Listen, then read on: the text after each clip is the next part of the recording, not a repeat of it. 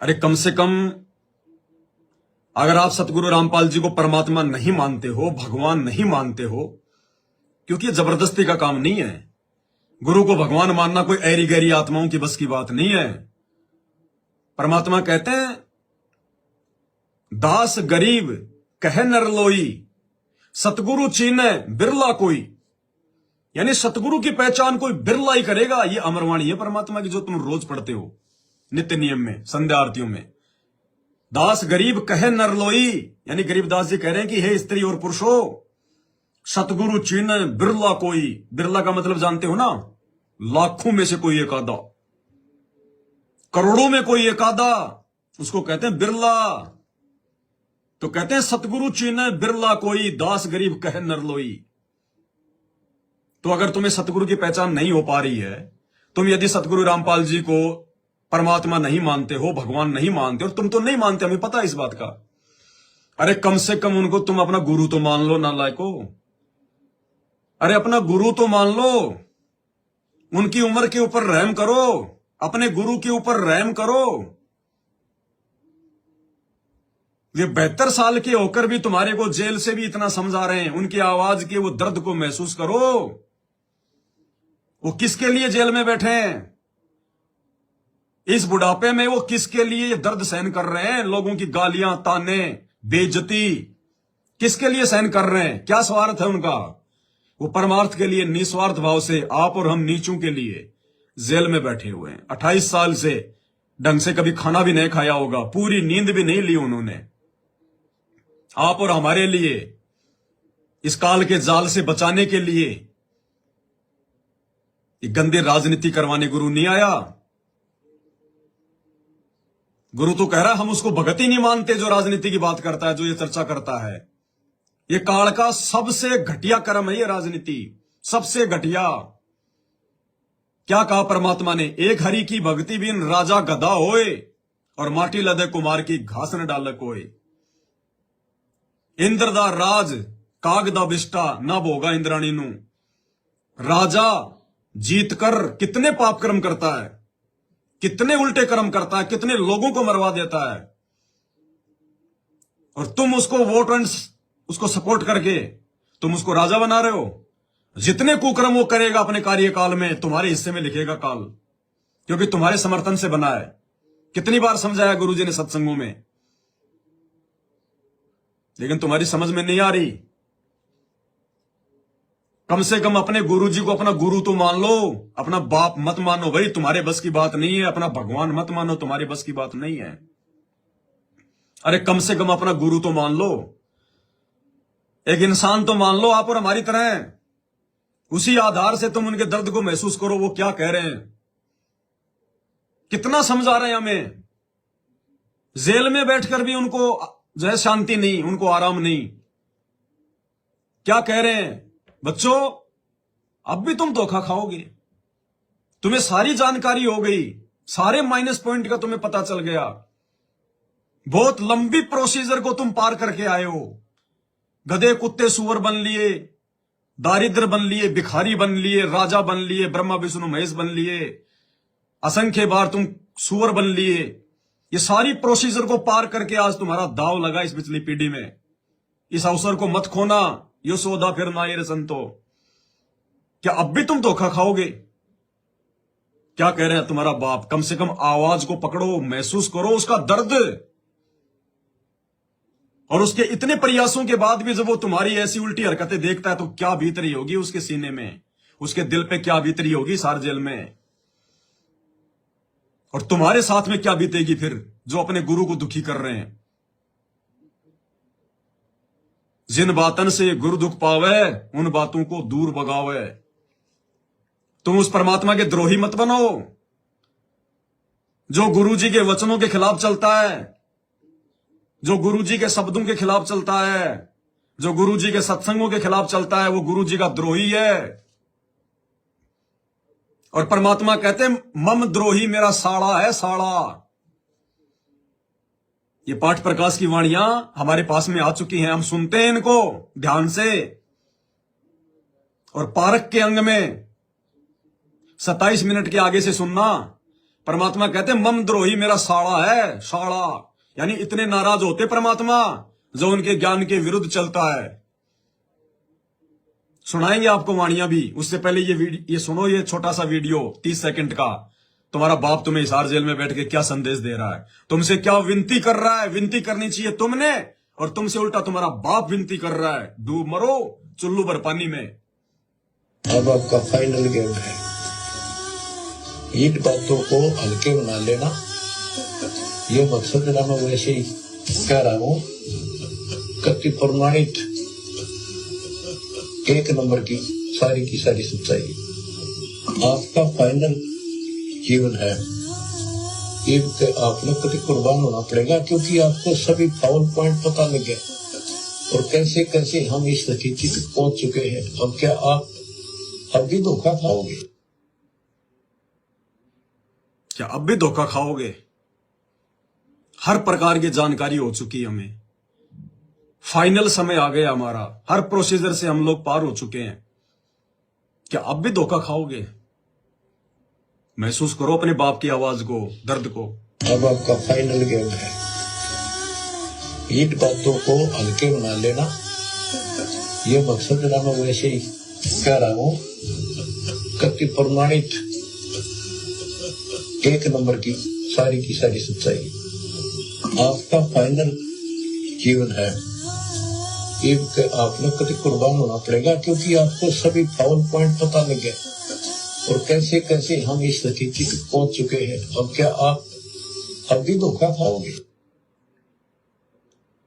लेकिन आप तो धोखा खा चुके हैं।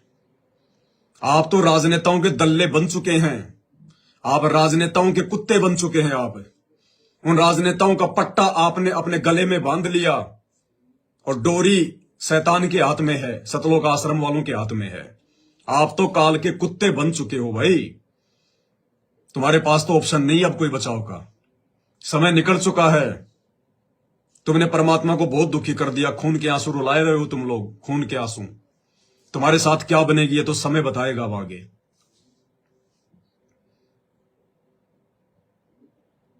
अरे कम से कम परमात्मा की कोई बात पे तो विचार कर लेते।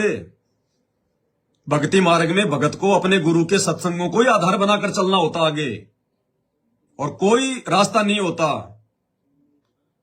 परमात्मा ने बताया कि राजा मानधाता ने अश्वमेध यज्ञ के लिए अपना घोड़ा छोड़ा था, 72 करोड़ सेना थी उसकी। पूरी पृथ्वी पे सेना घोड़े को लेकर वापस आ रही थी, किसी ने घोड़ा नहीं पकड़ा। अंत में वो चुनक ऋषि के आश्रम के पास होके आए। चुनक ऋषि ने कहा कि भाई रुको, भाई घोड़े पे कोई असवार क्यों नहीं है? तुम गए तब भी कोई नहीं बैठा था, वापस आ रहे हो तो भी कोई नहीं बैठा हुआ। तो सैनिकों ने कहा कि ये राजा मानधाता का घोड़ा है, अश्वमेध यज्ञ का, और जो इस घोड़े को पकड़ लेगा वो राजा के साथ में लड़ाई करेगा। और राजा के पास में 72 अक्षौणी सेना है। एक सैनिक बोला कि किसकी मां ने दूध पिलाया जो राजा का घोड़ा पकड़ ले, जाड़ फोड़ दें उसकी हम। उसी समय चुनक ऋषि ने, काल ने प्रेरणा कर दी। उसी समय बोला भाई मैंने पकड़ लिया घोड़ा, जाओ कह दो तुम्हारे राजा को। बोला रे कंगले तेरे खाने को दाने नहीं, और युद्ध करेगा राजा मानधाता से। बोले भाई मेरे भाग्य में यही लिखा हुआ है, मैंने पकड़ लिया, जाओ। अंत में क्या हुआ, उसने 4 एटम बम बना लिए, अपनी जितनी भी उसने साधना की थी अपनी शक्ति से। राजा ने उधर 4 टुकड़ियां भेजी अपनी सेना की, चारों को उसने खत्म कर दिया। अब क्या बताया फिर गुरुदेव ने कि ये कहानी की हमें क्या शिक्षा लेनी है। परमात्मा ने बताया काल ऐसे षड्यंत्र करेगा जब तुम भक्ति करोगे। जबकि वो चुनक ऋषि तो शैतान की भक्ति कर रहा था, काल की भक्ति कर रहा था, ओम नाम की भक्ति कर रहा था। लेकिन ये काल ओम नाम की भक्ति भी ढंग से नहीं करने देता। तो सोचो जिस दिन आप ओम से ऊपर की भक्ति करोगे सतलोक की, तो क्या ये चुपचाप बैठेगा? तो वो षड्यंत्र इसने यहां शुरू कर दिया। तो परमात्मा ने बताया कि चुनक ऋषि की कहानी से हमें यह शिक्षा लेनी है कि राजा अपना काम कर रहा था, उसको करने देते। वो चुनक ऋषि भगत था, अपनी भक्ति करता, क्या मतलब था उसको घोड़ा पकड़ने का? राजाओं के काम है, वो घोड़ा छोड़े चाहे पकड़े, हमें क्या लेना देना। लेकिन काल प्रेरणा से बीच में उसने टांग अड़ा दी और अपनी ऐसी तैसी करवा बैठा अपनी भक्ति की। और जितने सैनिक उसने मारे थे, अगले जन्म में वो कुत्ता बनेगा वो किसी जन्म में। और जितने सैनिक मारे थे 72 करोड़, वो कीड़े पड़ेंगे उसके। ले ली फालतू की आफत मोल। तो इसी प्रकार गुरुजी ने आपको इतना अच्छा, इतना निर्मल ज्ञान दिया, घर बैठ के भक्ति करने के लिए कहा, बकवादों से दूर रहने के लिए कहा, राजनीति से दूर रहने के लिए कहा, राजनेताओं का कुत्ता बनने से दूर रहने के लिए कहा, देखा देखी में चलने के लिए आपको मना किया है। और तुम इन शैतानी पर्चों के चक्कर में पड़ के और अपनी ऐसी तैसी करवा रहे हो चुनक ऋषि की तरह, इन राजनेताओं के जो है वो पिल्ले बन के। तुम्हारे साथ क्या बनेगी देख लेना। अटल विधान है परमात्मा का। गुरुजी की सूरत पे ना जाना कि हमारे गुरुजी बहुत दयालु हैं, हमारे गुरुजी संत हैं। अरे हिरणाकुश की छाती किसने फाड़ी थी? तुम्हारी गुरुजी ने फाड़ी थी। नरसिंह रूप धरे गुरु राया, हिरणाकुश को मारण दाया। रमेणी पढ़ते हो ना। इसी कबीर परमात्मा सदगुरु रामपाल जी ने विष्णु रूप धारण करके हिरणाकुश की छाती फाड़ी थी। ब्राह्मण बाणा और करम कसाई, हिरणाकुश ने छाती तुड़वाई। इसी कबीर परमात्मा सदगुरु रामपाल जी ने रावण की नाभि में राम का रूप बना के तीर मारा था, उसको कुत्ते की मौत मारा था। इसी परमात्मा ने श्री कृष्ण का रूप धारण करके गोवर्धन भी उठाया और जो है उसका कंस का भी वध किया। ये वही है परमात्मा, दूसरा नहीं है। इसलिए मालिक कहते मम द्रोही मेरा साड़ा है, साड़ा। गाली दे रहे हैं परमात्मा गुस्से में होकर कि जो मेरे से जो मतलब जो है वो द्रोह करेगा। और गुरु से द्रोह करने का मतलब क्या है? गुरु कोई किसी देश का कोई प्रधानमंत्री थोड़ी है जो तुम सेना लेके उसके ऊपर चढ़ाई करोगे। गुरु से द्रोह करने का मतलब है गुरु जी के ज्ञान के विरुद्ध चलना, उसके खिलाफ चलना, उसकी मर्यादा तोड़ना। तो कहते हैं गुरु द्रोही मेरा साड़ा है, साड़ा। सतलोक आश्रम मैनेजमेंट हरियाणा वालों, संत रामपाल जी के साड़े की संज्ञा में हो तुम, साड़े की संज्ञा में। मैं नहीं कह रहा, तुम्हारा बाप कह रहा है, सुन लो। गरीब भक्ति द्रोह न कीजिए, भक्ति द्रोह मम दोष है। कहते हैं गरीब भक्ति द्रोह ना कीजिए, भक्ति द्रोह मम दोष। कह रहे मेरे से भक्ति द्रोह मत करना, मेरी मर्यादा मत तोड़ना, मेरे वचन के विरुद्ध मत चलना, वरना तुम मेरे दोषी बन जाओगे मेरे भगत होकर भी। क्या बताया गुरुजी ने? रावण भी पहले किसी जन्म में इसी कबीर भगवान का भगत था, लेकिन भक्ति द्रोह कर गया और उसी भगवान ने उसको कुत्ते वाली मौत मारना पड़ा। फिर क्या कह रहे हैं परमात्मा?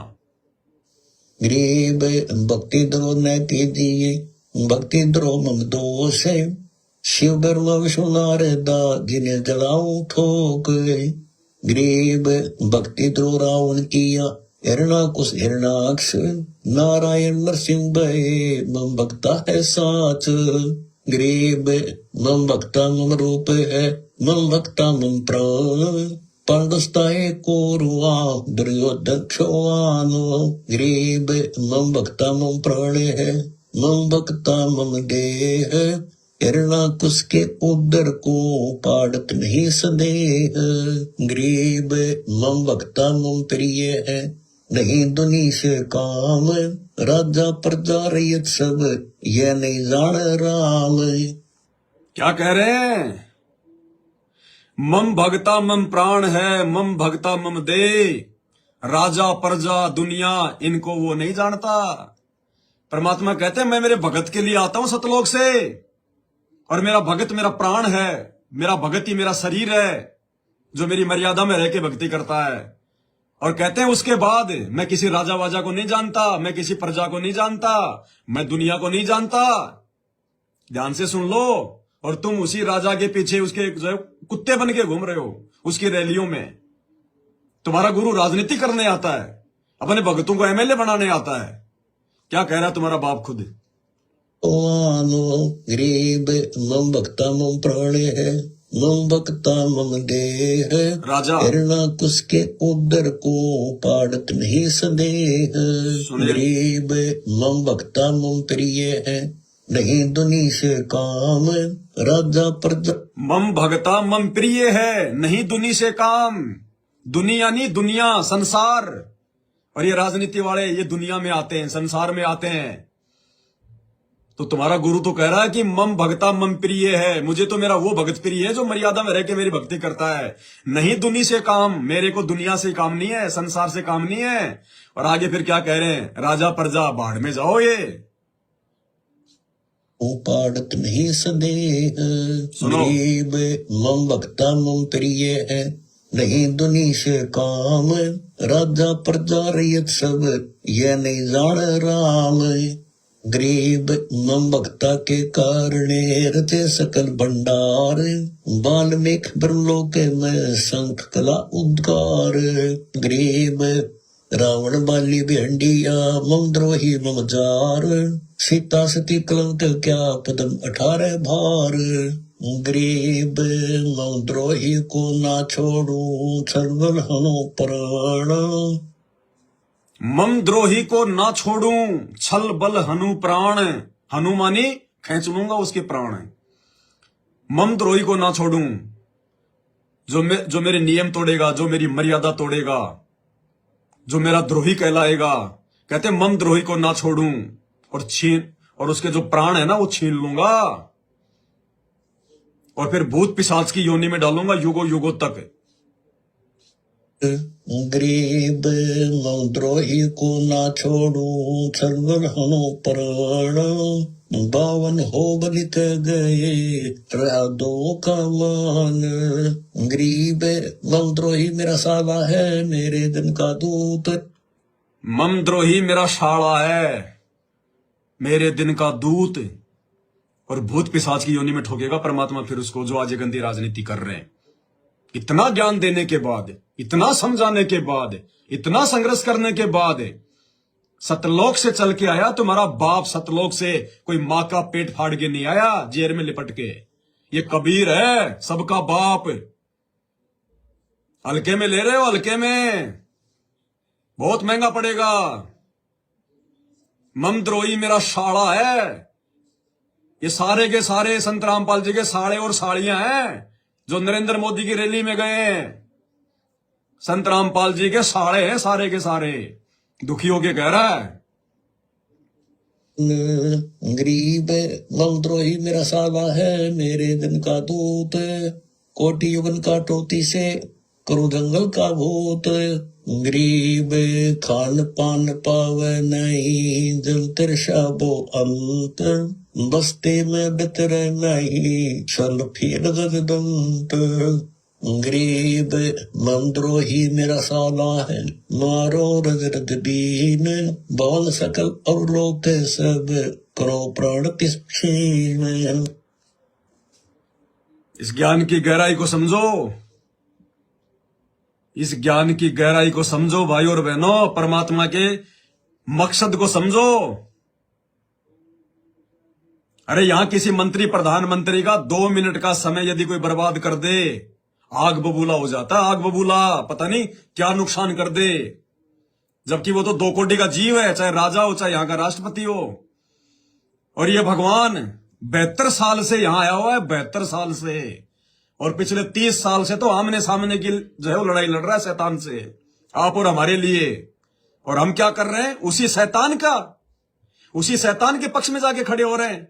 ये गंदी राजनीति शैतान का काम है। ये शैतान का काम है। तुम शैतान का समर्थन कर रहे हो।